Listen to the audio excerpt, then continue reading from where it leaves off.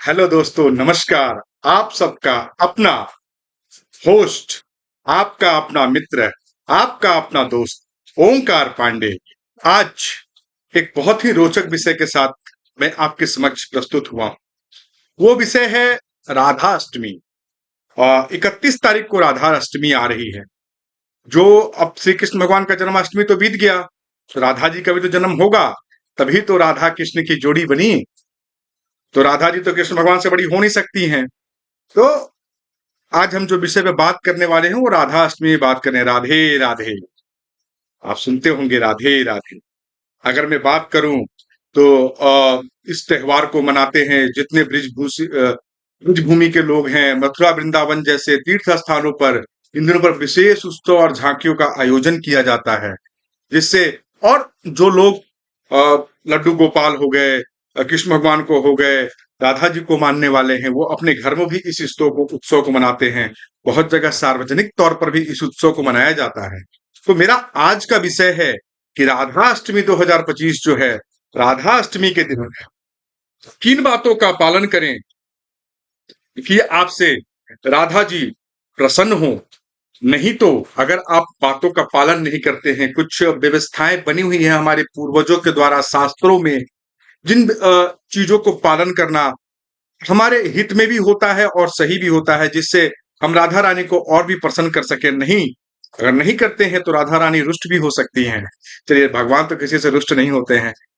तो हमारी चैनल को सब्सक्राइब करते चले, शेयर करें और बहुत सारा प्यार दें, मोटिवेशन दें। इसी तरह से कुछ कुछ आप लोगों के लिए विषय लेकर मैं आपके समक्ष प्रस्तुत होता रहूंगा। तो विषय पर आते हैं। राधा अष्टमी का त्योहार भगवान श्री कृष्ण की प्रेम स्वरूप श्री राधा रानी के जन्मोत्सव के रूप में मनाया जाता है। खासकर ब्रिजभूमि, मथुरा, वृंदावन जैसे तीर्थ स्थानों पर इस दिन का विशेष उत्सव और झांकियों का आयोजन होता है। इस दिन भक्त व्रत रखते हैं, कीर्तन भजन करते हैं, राधा रानी की पूजा कर उनका आशीर्वाद प्राप्त करते हैं। राधा अष्टमी के दिन पूजा पाठ, व्रत के कुछ नियम होते हैं जिनका पालन करना बहुत जरूरी माना गया है। अगर आप सही तरीके से पूजा पाठ नहीं करते हैं तो राधा रानी से प्रसन्न नहीं हो पाती, राधा रानी आपसे प्रसन्न नहीं हो पाएंगी। ठीक है, प्रसन्न नहीं होंगी तो क्या करें, क्या काम करने चाहिए? राधा अष्टमी के दिन सुबह जल्दी उठकर शुद्ध जल से स्नान करें। स्नान के बाद साफ स्वच्छ कपड़े पहने ताकि मन शरीर दोनों पवित्र रहे। तभी व्रत पूजा का संकल्प लें। उसके बाद पूरे दिन ब्रह्मचर्य नियम का पालन करना अनिवार्य माना जाता है। इसका मतलब यह है कि आप न केवल शारीरिक रूप से बल्कि मानसिक रूप से भी संयमित और शुद्ध रहें। इस दिन राधा रानी को केवल ताजी पवित्र चीजें जैसे ताजे फल, ताजा दूध, दूध से बने प्रसाद, फूल इत्यादि ही भोग के स्वरूप में लगाएं। पुरानी या अर्ध पकी हुई चीजों को अर्पित ना करें। पूजा के बाद राधा अष्टमी व्रत की कथा का पाठ या श्रवण करें। इससे व्रत की महिमा, धार्मिकता बढ़ती है, मन को आध्यात्मिक शांति मिलती है। व्रत खोलने का समय खास होता है, तो शुभ मुहूर्त में ही व्रत का पालन करना चाहिए ताकि पूजा का फल पूर्ण रूप से प्राप्त हो। जल्दबाजी ना करें, समय का सम्मान करें। समय का सम्मान जो नहीं किया उसका सम्मान कोई नहीं करता। व्रत खोलते समय उसी प्रसाद को ग्रहण करें जिसे पूजा में राधा रानी को भोग लगाया गया था। इससे पूजन की पूर्णता बनी रहती है।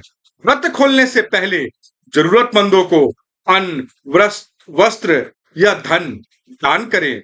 इसके अलावा गौ सेवा भी बहुत शुभ मानी जाती है। इससे पुण्य बढ़ता है, व्रत की सफलता सुनिश्चित होती है। पारण करने के बाद घर के बुजुर्गों का या वरिष्ठों का आशीर्वाद लेना आवश्यक होता है। उनका आशीर्वाद आपके जीवन में सुख, शांति, समृद्धि लाता है। ये तो बात होगी कि क्या करें, कैसे करें, क्या क्या करना चाहिए। अब बात करते हैं क्या ना करें। चलिए, तो कुछ पॉजिटिव पे आते हैं तो कुछ नेगेटिव पे। दो पहलुएं होती हैं, एक चित एक पट। तो क्या ना करें? पूजा में जो भी भोग राधा रानी को अर्पित किया जाना है वह पूरी तरह से शुद्ध, बिना किसी स्पर्श के होना चाहिए। भोग बनाने के बाद उसे चखना या किसी भी तरह से जूठा करना वर्जित है। व्रत के दिन में सोना अनुचित माना गया है। इससे व्रत की तपस्या में बाधा आती है, इसका फल कम हो जाता है। तो दिन में ना सोएं। इस शुभ दिन शरीर की शरीर के कटिंग, जैसे आप नाखून हो गए, बाल हो गए, दाढ़ी हो गए, काटना बिल्कुल वर्जित है। इससे अशुद्धता का प्रतीक माना जाता है, इसीलिए इससे बचना चाहिए। इस दिन काले या बहुत गहरे रंग के कपड़े पहनने से परहेज करें। राधा रानी को लाल पीले रंग अत्यंत प्रिय हैं, इसीलिए इन्हीं रंगों के वस्त्र पहनना शुभ माना जाता है। पूजा करते समय महिलाओं को बाल बांध कर रखने चाहिए, शरीर को चुनरी से ढकना चाहिए। यह श्रद्धा शुद्धता का प्रतीक होता है। पुरुषों को भी सिर पर रुमाल या कपड़ा रखना चाहिए। राधा अष्टमी की तिथि के दौरान बाल धोना वर्जित माना जाता है। यदि बाल धोने की आवश्यकता हो तो यह कार्य अष्टमी शुरू होने से पहले कर लेना चाहिए। अब चलिए बात करते हैं पूजा का मुहूर्त। पूजा का मुहूर्त क्या है?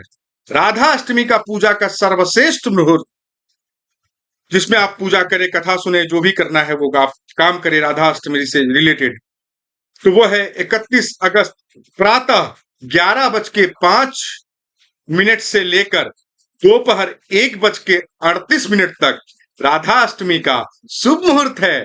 तो राधे राधे, राधे राधे राधे राधे राधे। भगवान श्री राधे कृष्ण का नाम लेकर हमारे चैनल को सब्सक्राइब करें, हमें लाइक करें, हमें शेयर करें और हमारे चैनल के बेल आइकन बटन को दबाकर हमें बहुत सारा प्यार दें, बहुत सारा मोटिवेशन दें कि आपके लिए इसी तरह से अच्छे अच्छे ज्ञानवर्धक और राशियों के वीडियो आपके लेकर आया करें। तो चलिए, राधे राधे।